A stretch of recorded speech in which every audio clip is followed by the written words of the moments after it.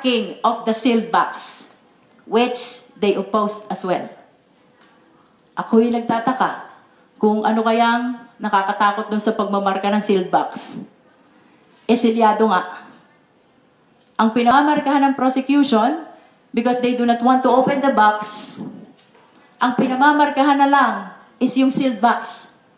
So that we will just be submitting to the impeachment court the issue of whether to open or not the BIR box. But sadly, they opposed the opening of the BIR box. They opposed as well the marking of the sealed BIR box. Nakakalungkot po ito sapagkat doon sa House of Representatives, we decided not to open kahit alam namin karapatan ng taong bayan malaman na kung anong nilalaman nun. We decided not to open because we believe in the power of the impeachment court. Eh pagdating ho pala namin dito sa impeachment court, mahihirapan pa rin kami sa pagbubukas ng BIR box. So we will be looking forward na sana itong BIR box na ito ay mabuksan na sapagkat karapatan ho ng sambayanang Pilipino na malaman at makita ang nilalaman nito. Maraming salamat po. You can raise questions to my colleagues.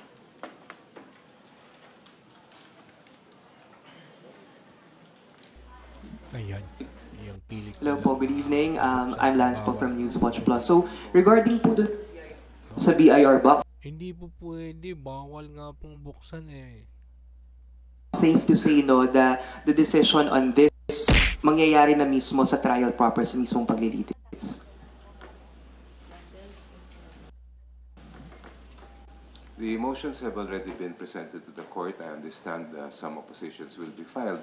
So the court may decide that either before or during the first day of the trial. Hindi natin masasabi. Nasa kanila yun. And then, kanina po, I'd just like to see comment and then perhaps from the lead prosecutor. Earlier, the defense spokesperson, Attorney Michael Poa, said that regarding the appearance of Vice President Duterte on the impeachment trial, he said that depende daw po yun kung kakailanganin, depende sa advice nila bilang mga abogado kung kailangan na mag-appear si VP Sara doon sa mangyayaring paglilitis. Sa inyo po ba, kailangan po bang nandun si VP Sara? I understand that that is her prerogative, whether to appear or not. And her non-appearance will simply be deemed as an entry of a plea of not guilty. Nevertheless, in my personal opinion, Prerogative. appearing before the impeachment court is likewise a constitutional duty, which public officials must comply. This is what we meant by public offices and public trust, and public officials must be accountable to the people at all times. Good evening po. I'm Jairo Robledo from Rappler. Just a procedural question. If ever the impeachment court decides to open the box, will they open the box like sila po mismo or will they subpoena the BIR itself to open the box according to tax code po ba or ano po ba implementing rules nun? Thank you po. For the record, yun pong box na yon ay transmit ng House dito sa Senate when we transmitted the articles of impeachment. So it is in the custody of the Senate. So I don't know, to your question, whether mangangailangan pa ba sila ng subpoena, when in fact, the sealed BIR box is already in the custody of the Senate. Hello, good evening po. Angelo po, Pambamba Radyo. Kung despite na hindi po nabuksan itong BIR box, masasabi niyo pa rin po ba na pumabor sa inyo itong pre-trial? Definitely. Sapagkat ever since our objective is to finish expeditiously, no? That is why during the first PTC, madaming nire-raise yung defense, which clearly are not within the purview of the pre-trial conference. We opted not to engage with the defense with respect to the issues which are being raised, like the determination of 2/3 threshold, no? The allegation that we did not transmit all the exhibits and documents to the respondent. It was a clear position not to engage with those issues because our objective ever since is to finish this pre-trial conference expeditiously. And that is why we would like to express our thanks to the impeachment court because the goal was achieved. Because just today, the pre-trial conference has been terminated. Kung isa na lang po, aside po sa napakadaming documents, ano pa po yung ibang nakikita nyo na pinakamalaking hamon kung bakit tumagal po itong pre-trial?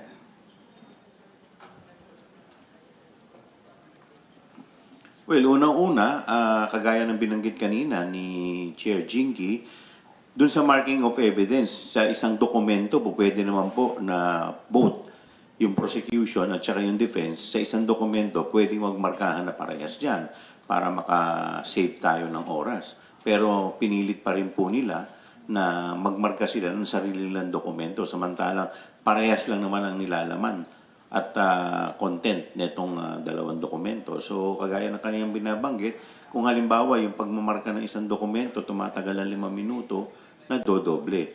Kasi bukod sa pagmamarka, pipirmahan pa to ng mga both ng prosecution, ng defense, at saka ng mga doon sa impeachment court. So, dumadami at humahaba yung proseso, nadodoble. Pero kung sabi po ni Attorney Powa kahapon, may incident po daw sa markings na nagkulang po daw yung document nyo ng isang page.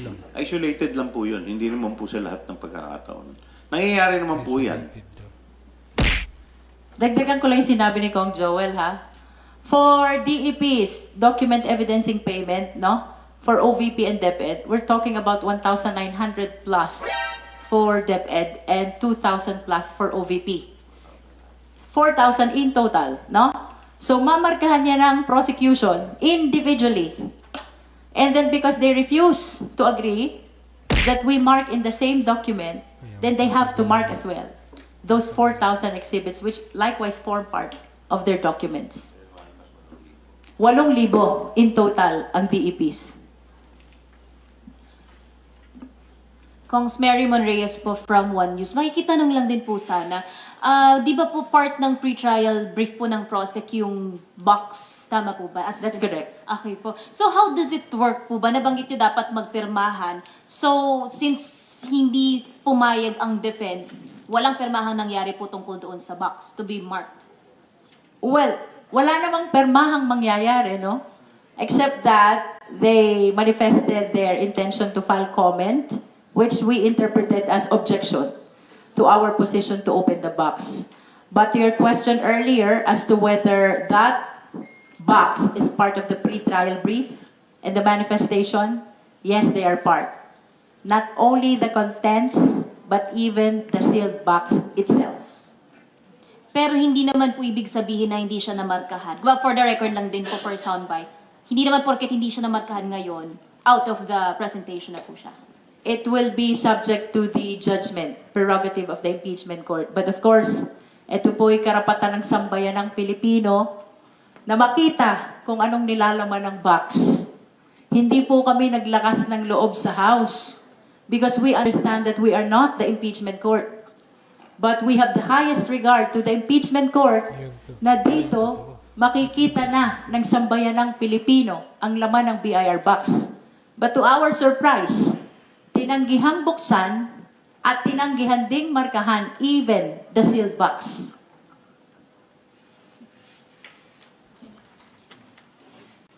Kong, just a follow-up question on the Dagdag ko lang BIR. Ay, po. sorry po. Sige po. Kong. But can you ask your follow-up questions? Baka Sige po. Just a follow-up question po, Kong, so on the BIR. If ever po, hypothetically, hindi po umayon po yung impeachment court on the prosecution's favor, halimbawa po, hypothetically, would the two articles, specifically on the confidential funds and the unexplained wealth, still stand despite the absence of the BIR? Thank you. Malakas pa rin ang aming ebidensya dito sa unexplained wealth. In fact, ito ay mas makakadagdag lamang ng linaw. At, well, kagaya po ng binabanggit kanina ni Chair Jinky, hindi naman natin alam kung ano naman ito. Pwede naman ito ay maging dahilan para ma-justify nila yung kanilang ari-arian. Pero kaya nga nakakalungkot po kanina dahil ang SecGen naman kanina, yung tumatayong clerk of court ng Senate, ay hindi naman po pwedeng magdesisyon kaya po ito ay hindi na desisyonan kanina. yung dag ay umaasa kami na when we filed that manifestation with certain proposals, and that includes the opening of the ballot of the BIR box and the inventory of the contents, kasi kailangan malaman na yung laman ng BIR box. Umaasa kami na walang magiging issue doon. Kasi sila mismo, doon din sa kanilang pre-trial brief, ay meron din silang reserve evidence and relating to BIR submissions. So katulad mo sa pre-trial brief na sinubmit ng prosecution, meron doon about tax records and reserve documents, and therefore, ganon din doon sa defense, meron din sila ganon na plano to submit BIR submissions. So why are they refusing now to open and make an inventory and find out the contents of that BIR box? Na sila mismo rin may ganong reservation, may reserve evidence din sila pertaining to BIR submissions. Galing nga yun sa BIR. Katulad ng binanggit kanina ni Chair Jinky, ay sinubmit yun ng BIR Commissioner doon sa Justice Committee. Na tinansmit naman ng Justice Committee dito sa Senado. So nandyan na. And karapatan, prerogative ng any party, either or both parties, na magpamarka ng anuman ang intended evidence nila. So yun ang hindi namin po maintindihan kung bakit ginawa pang issue na hindi na dapat kunin or hingin yung permiso ng korte, ng impeachment court, kung nag-agree sana both parties, kung nag-agree yung defense, na buksan na talaga at this point yung BIR box. Tsaka kung wala naman pong tinatago, buksan na natin yung box. Kung malinis naman po yung kanilang konsyensya, di labas ang ebidensya. Follow-up question po regarding the marking of the box. Basically, kaya po hindi siya namarkahan kasi may objection from the other camp? Or is it because it's sealed, kaya hindi siya mamark as you would the other evidences? Initially, what we are requesting is the opening. So that after the opening, we will be requesting the contents, the documents inside, to be marked. But since they opposed the opening, we contained with just marking the sealed box. Even the marking of the sealed box was opposed by the defense. Pero kung how would it work po kung hindi po siya ngayon umusad? And that is why we registered our reservation as to the marking of the box, including its contents, because we understand that there's a rule that all the evidence must be pre-marked during PTC. Otherwise, you will not be able to present that during the trial. Nevertheless, the records will show that we really tried to have them marked. The contents, and when they oppose, at least the sealed BIR box. Di ko nga maintindihan eh. Kayo ba? Ano bang nakakatakot dun sa selyadong BIR box na mamarkahan lang naman? Di ba? Kung is it an unusual case po na may certain documentary evidence na hindi na pre-mark? Or dito lang po sa case ng BIR green box? Dito lang, kasi selyado nga yung box. If you will remember, it was presented during the Justice Committee. Pinagdebatehan niya ng Justice members. I think pinagbotohan pa nga. At ang nanalo, wag buksan, i-transmit na lang sa Senado. Of course, we would like to invoke the exclusive power of the Senate to try and decide all impeachment cases. Nasa trial na tayo, di ba? So dapat may kapangyarihan ng impeachment court to open it. And we do not understand kung bakit ito'y hindi bubuksan. Karapatan ng taong bayan malaman ang laman ng BIR box. Okay, we will entertain one last question. Yung sa akin po, procedural lang po. When do we expect the order, and then di pa po magre-respond po kayo? Ano po yung mga babantayan nyo that would warrant a response? Because I understand, pwede rin po hindi kayo mag-respond kung wala namang dapat sabihin. The defense was given until tomorrow afternoon to file their comment to our two manifestations, no? Yung isa is our request to specify the purpose for the presentation of documents and witnesses, especially those na kagaya ng sa prosecution. Second is their comment to our second manifestation. That is with respect to the use of English and Filipino as official language for the trial. The participation of the public and private in the presentation of the witness. And ultimately, itong opening of the PIR box. So they were given by the impeachment court until tomorrow afternoon to file their comments, no? And for us naman, naka-file naman yung manifestation namin. We will just be waiting for the PTO. At kung may concern kami on the contents of the pre-trial order, then we are allowed to file our respective comments, both the defense and the prosecution. Alright, maraming salamat po sa pagkakataong binigay natin mga kapatid sa media sa ating prosecution panel para ipaliwanag yung mga ilang issue kaugnay ng naganap na pre-trial conference. Muli po, magandang gabi. Maraming salamat. Ayun, so kung maraming update na silang binigay. Ngayon, ito na po yung matinding pahayag ni Attorney Topacio kasi nagpahayag din sila na yung diskarte na sinasabi baka nauubusan na. Ihuli natin si Attorney Pua sa kanyang update, no? So itong si Attorney Topacio, pakinggan natin kasi grabe itong maka-ukray, ano? Ito. Marami tayong makukuha dito about doon sa prosecution. Diba? Baka hindi niya pa na Patuloy pa rin ang kontrobersya mula dito sa impeachment kung saan eto napakaganda with the kind permission of our compañero Paulo Panelo na eto magaling tong si Paulo Panelo mana sa kanyang ama, nakasamahan din natin dito sa SMNI na si Attorney Sal Panelo. Yan. Siya ay nag-guest sa isang podcast ng Daily Tribune. Isang pahayagan kung saan ako sumusulat at tinalakay niya po napakaganda ng kanyang pagtalakay doon sa mga issue tungkol sa mga ibinabatong paratang laban kay Vice President Sara Duterte. Yan. At ang isa sa mga napakaklaro niyang tinalakay ay yung usapin ng unexplained wealth di umano.